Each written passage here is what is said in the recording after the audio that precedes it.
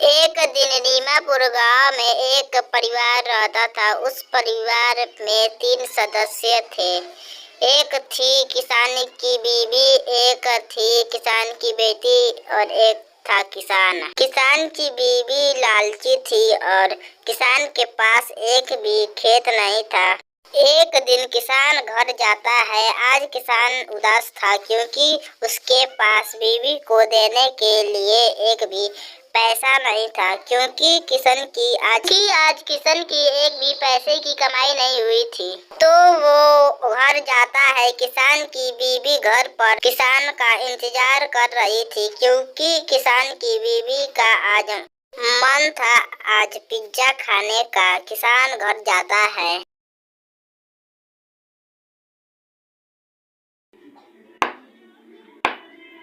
किसान को घर आता देख किसान की बीवी पूछती है, लाओ जी पैसे दो, आज मेरा मन पिज्जा खाने का मन है। आज मेरी कमाई नहीं हुई है, आज मेरे पास देने को एक भी पैसे नहीं हैं। अच्छा, आपके पास पैसे नहीं है तो आज मेरे पास भी खाना नहीं है आप लोगों को खिलाने के लिए। तभी किशन की बेटी आती है और अपनी माँ से बोलती है,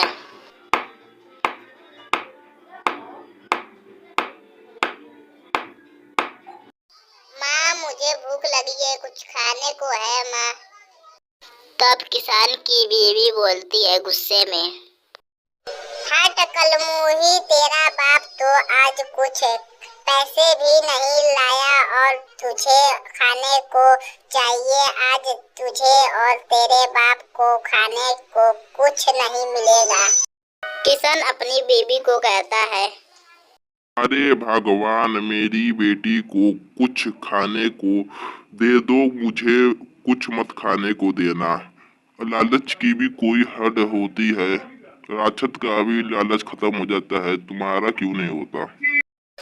किसान की बीवी बोलती है, जब तुम कुछ पैसे मुझे दोगे या कुछ पिज्जा खिलाओगे तभी मैं तुम्हें या तुम्हारी बेटी को खाना दूंगी, वरना नहीं दूंगी, वरना तुम यहाँ से चले जाओ अपनी भिखारन बेटी को लेके। किसान घर से उदास होकर चला जाता है।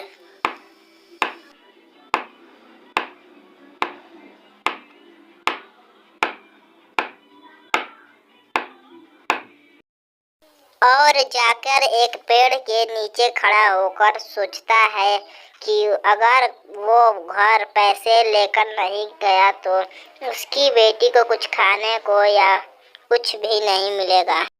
तभी पेड़ पर से एक चुड़ैल प्रकट होती है और किसान से कहती है, तू मेरे पेड़ के नीचे क्या कर रहा है?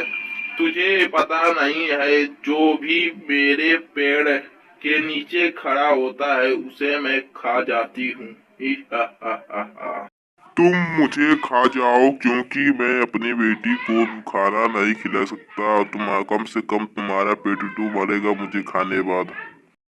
लगता है तुम्हारे साथ कुछ बुरा हुआ है। मुझे तुम अपनी पूरी बात बताओ तो मैं तुम्हारी हो सकता है कुछ मदद कर दूं। किशन अपनी सारी बात चुड़ैल को बता देता है। मैं तुम्हारे साथ तुम्हारे घर चलूंगी, तुम्हारी पत्नी को मैं बताऊंगी और समझाऊंगी, अगर वो नहीं मानी तो मैं उसे कच्चा खा जाऊंगी। चुड़ैल अपना भेष बदलकर एक पुलिस वाला भेष धारण कर किसान के साथ उसके घर चली जाती है।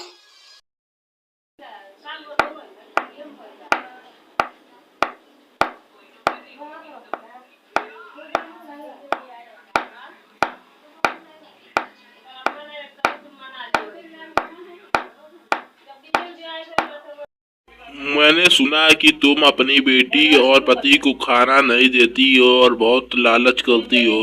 तुम मुझे जानती नहीं हो, मैं यहाँ का नया कमिश्नर हूँ। मैं तुम्हें अपनी बंदूक से गोली मार दूंगा अगर इन लोगों को पसंद किया तो। अरे क्या नाश मिटे कमबख्त पति, तू किसे ले आया घर पे? सर जी मैंने कुछ भी नहीं किया है, ये दोनों मिलकर मुझे फंसा रहे हैं, क्योंकि मैं इन लोगों दोनों जने की बात नहीं मानती हूँ। इसकी बेटी और ये दोनों मुझे फंसा रहे हैं। मेरा विश्वास कीजिए और आपके पास कोई सबूत भी नहीं है। आप मेरे ऊपर ऐसा आरोप नहीं लगा सकते हैं, ना मुझे धमका सकते हैं। अच्छा, मैं तुझे धमका रहा हूँ और मैं झूठ बोल रहा हूँ? तुम्हारी बेटी ने और तुम्हारे पति ने मेरे ऑफिस में आकर मुझे सारी बात बता दी कि तुम पति और बेटी को खाना नहीं देती हो। तुम्हें जब तक पैसे या पिज्ज़ा नहीं मिले तब तक तुमने आज इन्हें खाना नहीं दिया है।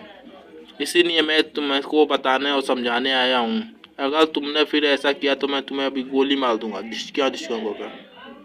चुड़ैल अपने असली रूप में आती है और उसे डराती है। अगर तुमने फिर ऐसा किया तो मैं तुम्हें खा जाऊंगी।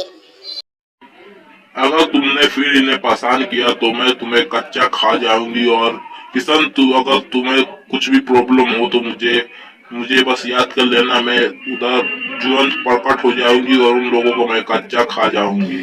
चुड़ैल को मुक्ति मिल जाती है और वहाँ से वो गायब हो जाती है और किशन और उसका परिवार खुशी खुशी